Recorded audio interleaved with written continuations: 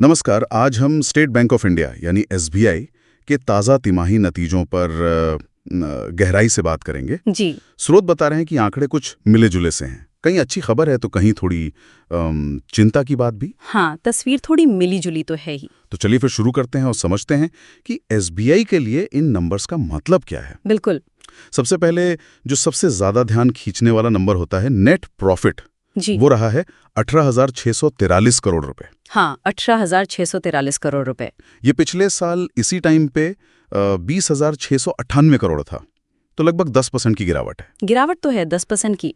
लेकिन जो बाजार के अनुमान थे, मतलब एनालिस्ट जो सोच रहे थे, जी। 17,700 से 18,100 करोड़, उससे ये बेहतर है। हाँ, ये बात है। अनुमान से थोड़ा ऊपर तो एकदम बुरी खबर नहीं कह सकते। तो क्या इसे उम्मीद से बेहतर माने गिरावट के बावजूद? हाँ, एक तरह से तो कह सकते हैं। शायद कुछ और चीजों ने मदद की होगी, जैसे फीस इनकम या प्रोविजनिंग कम रही हो। पर मुनाफे की असली कहानी सिर्फ इस नंबर में नहीं है। ये बना कैसे, वो देखना जरूरी है। अच्छा, जैसे नेट इंटरेस्ट इनकम NII, मतलब ब्याज से जो कमाई होती है, हाँ। वो 42,775 करोड़ रुपए रही। तो इसमें कितनी ग्रोथ है? ग्रोथ है, पर सिर्फ 2.7% की। ये थोड़ी धीमी है। ओह, सिर्फ 2.7%? यहीं पर शायद वो नेट इंटरेस्ट मार्जिन यानी निम वाली बात आती है। सुना है उस पे काफी दबाव है। बिल्कुल सही।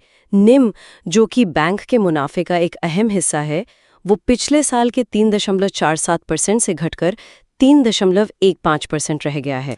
3.15%, ये तो काफी कमी है। हाँ, ये एक बड़ी गिरावट है और यही शायद सबसे बड़ी चिंता की बात है इन नतीजों में। तो इसका मुख्य कारण क्या रहा? मतलब डिपॉजिट पर ज्यादा ब्याज देना पड़ रहा है, पर लोन से कमाई उतनी तेज नहीं बढ़ी। हाँ, असल में यही हुआ है।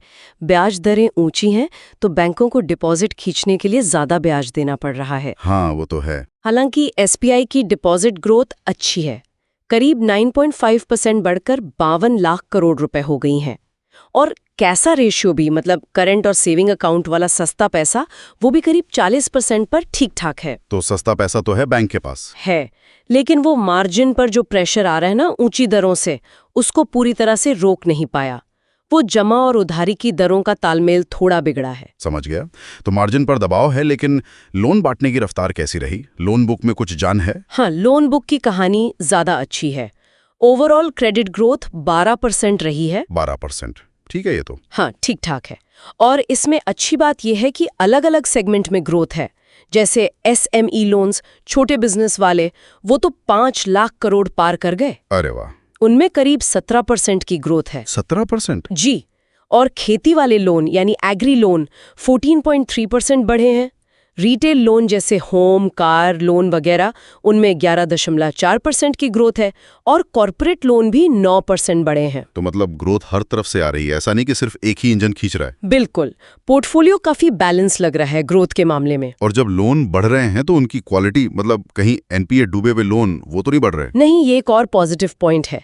एसेट क्वालिटी लगातार सुधर रही है। अच्छा। ग्रॉस NPA रेशियो घटकर 1.82% रह गया है, पहले 2.13% था। ये तो काफी अच्छा सुधार है। और नेट NPA तो और भी कम, सिर्फ 0.47% पर है। 0.47%? बहुत कम है ये तो। हाँ, और स्लिपेज, मतलब जो नए लोन खराब हो रहे हैं, वो भी इस तिमाही में सिर्फ 0.42% रहे हैं।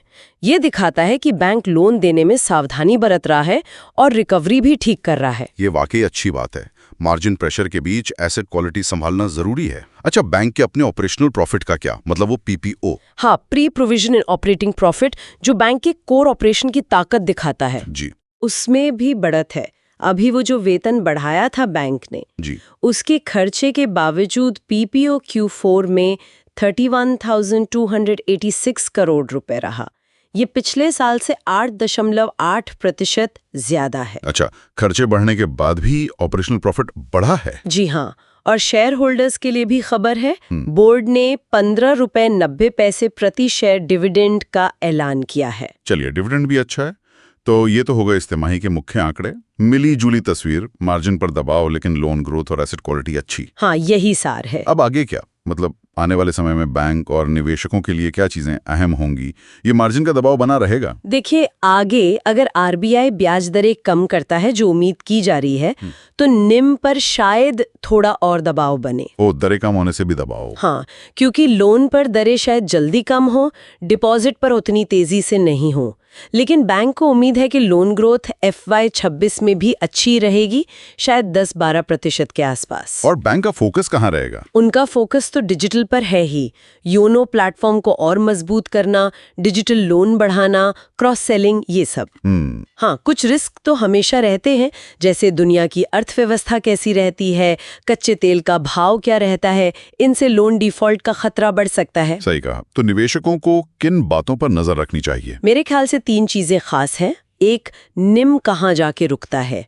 क्या वो 3.1% से 3.2% के बीच टिक पाता है? ठीक है, निम का लेवल। दूसरा, लोन ग्रोथ की स्पीड और उसका मिक्स कैसा रहता है? क्या SME और रिटेल ही आगे बढ़ाते रहेंगे? और तीसरा, एसेट क्वालिटी, NPA और स्लिपेज कम बने रहते हैं या नहीं? और वैल्यूएशन, अभी शेयर कैसा लग रहा है? वैल्यूएशन की बात करें तो अभी शेयर लगभग 1.2 गुना प्राइस टू बुक वैल्यू पर है। मतलब बैंक की जो किताबी वैल्यू है उसका 1.2 गुना। तो ये महंगा है या सस्ता? SBI के अपने पुराने लेवल्स के हिसाब से देखें तो ये बहुत महंगा नहीं लगता, ठीक ठाक है। तो कुल मिलाकर ये कह सकते हैं कि SBI ने एक मुश्किल माहौल में भी ठीक ठाक प्रदर्शन किया है, लचीलापन दिखाया है। हाँ बिल्कुल, मार्जिन की चुनौती है, पर ग्रोथ और एसेट क्वालिटी के मोर्चे पर अच्छा काम किया है। और यहीं से एक दिलचस्प सवाल भी खड़ा होता है ना। हाँ बिल्कुल, कि एक तरफ SBI अपनी पुरानी बड़ी बैंक वाली ताकत पर निर्भर है, दूसरी तरफ वो योनो जैसे डिजिटल इनिशिएटिव पर जोर दे रहा है। जी। तो भविष्य में जहां ब्याज दरों का दबाव रहेगा और फिनटेक कंपनियां भी टक्कर देंगी, SBI अपनी इस पारंपरिक और डिजिटल ताकत के बीच संतुलन कैसे बनाएगा? ये बहुत अहम सवाल है। ये संतुलन साधना ही शायद SBI के लिए आने वाले वक्त की सबसे बड़ी चुनौती भी होगी और सबसे बड़ा अवसर भी। इस पर उनकी क्या रणनीति रहती है, ये देखना दिलचस्प होगा।